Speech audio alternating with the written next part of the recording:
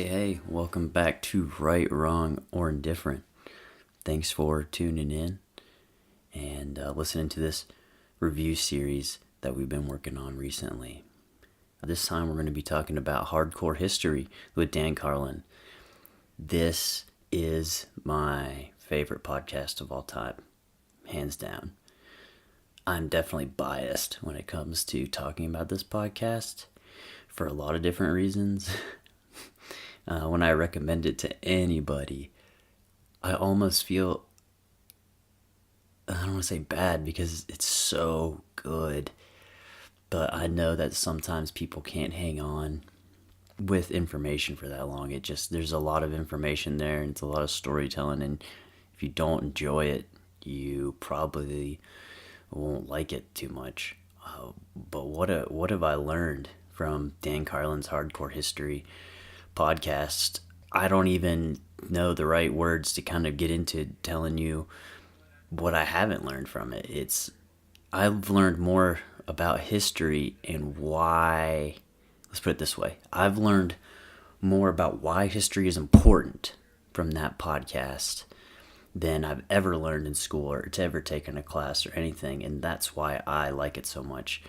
He does a great job doing a bunch of different things. He articulates his points very well. More importantly, he articulates the story very well. He tries his best to bring things to light and to show them to you and to think critically about them and kind of come to your own opinion about things. He really works on that a lot. You can tell in his whenever he's writing it and when he's speaking, he doesn't want to enforce his views on you. He just wants to tell a story, and you can tell he really truly enjoys doing that, and he's passionate about it. And I can't get enough, to be honest. It's so good. I crave more. I think he could put out more content. I want more of his content, more and more and more and more. I could just listen to it all day if I had to. It's wonderful. Some of the podcasts I like from him, my favorite one is the World War I podcast. He has about, I think there's 5 World War I episodes, and each podcast is 3 to 4 hours long. That's amazing. That's 15 to 20 hours of content on World War I. I don't even know where you can find that much content on World War I. There's that British documentary, The Great War, I think, which is the next best resource next to Dan Carlin's podcast on World War I. It's unfortunate that we don't have more information about it, because what I've learned from researching it now and looking into the World War I, it's like World War I and World War II are almost the same war. They just took a break to rearm there for a little bit, and honestly to get some more people signed up to fight. It's pretty crazy how it all went down. And it's pretty crazy that World War II probably wouldn't have happened. Well, may have happened, but it wouldn't be World War II if World War I didn't actually occur. I cannot recommend that enough. I'd like to say he's unbiased, and I think he would like to hear he's unbiased. I think we're all pretty biased. Americans, though, are probably the worst when it comes to World War I and World War II being biased.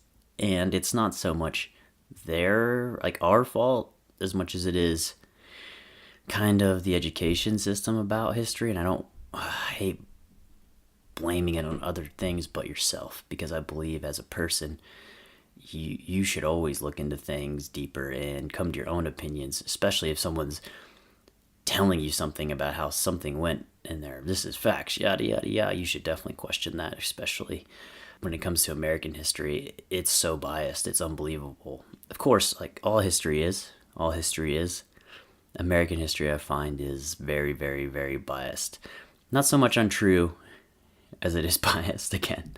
We like to think we've done a lot for World War I and World War II, which I could sit here and make the argument that we did, of course. But to belittle the accomplishments of other countries who put so much on the line during that time, to say that we are the grand all be all, I think is a little disrespectful, to be honest. And I can understand why Russia would be upset about it when they put millions and millions and millions and millions of lives on the line for World War II. And we just kind of scoffed at them a little bit. And we waited to see how they did for 2 or 3 years while the Eastern Front was open and the Western Front was closed. But that's a whole nother conversation for another day, probably. Dan Carlin podcast, World War I. Check it out. It's the best. It's the best. He has other ones. Some of them you have to pay for a very small fee. Very small fee for the content you get. If you're upset about what he charges for his content, you should probably take a look at what's valuable to you and what's not, because the information that he provides is amazing. Not only for World War I, but one of the paid contents that he has is Genghis Khan. He does I think it's a 5-part series on Genghis Khan too. I learned a lot about that. And what I really liked about it was how he tried to be unbiased about it, because Genghis Khan does have gets a bad rap sometimes immediately.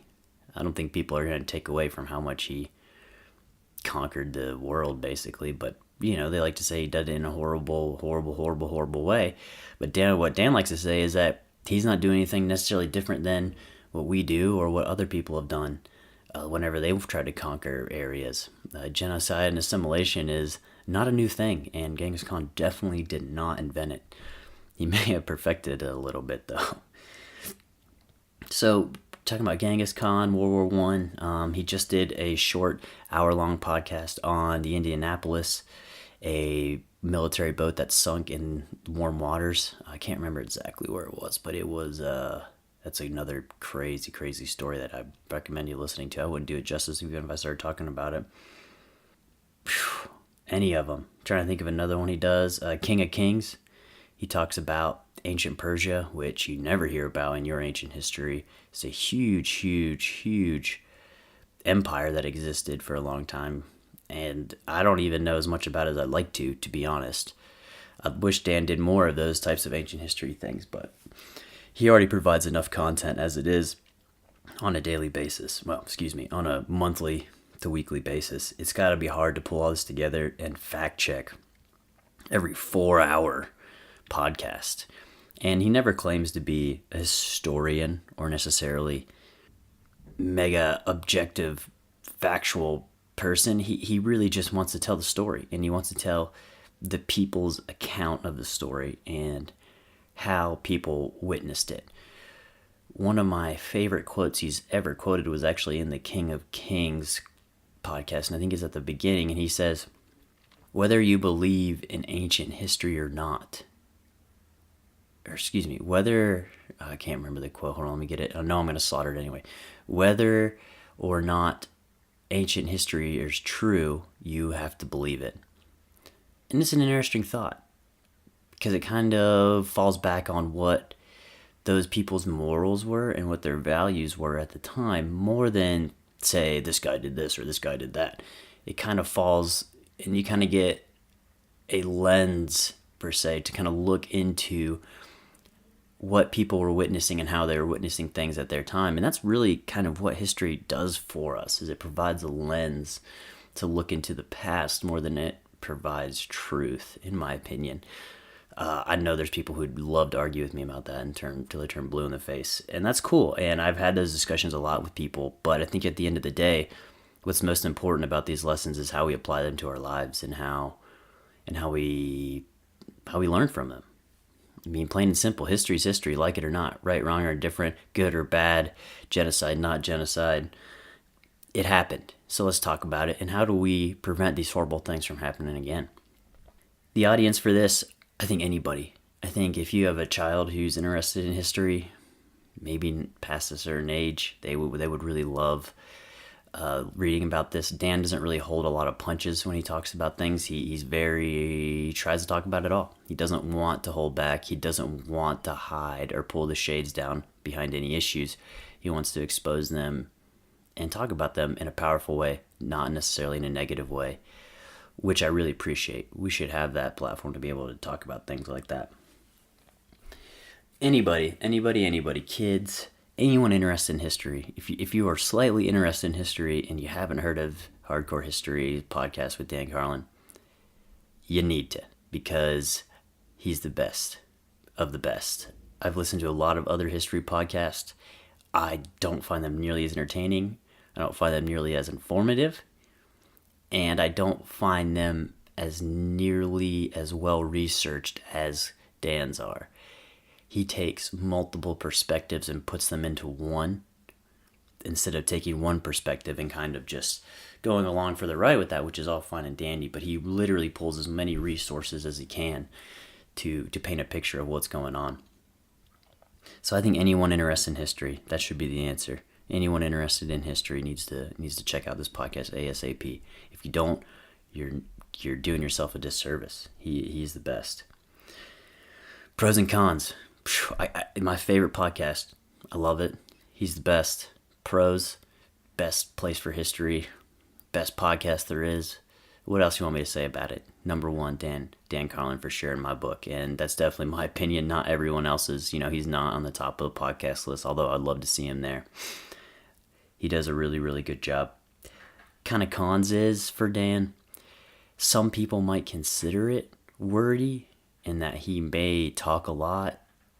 I don't mind it so much. I don't think he does. I think for the information he covers in those 4 hours, I think there's a lot of content there that he goes through, and he moves right along. He doesn't hang out and stick on any point for longer than 5 or 10 minutes maybe. I really enjoy that. He does a good job moving things forward.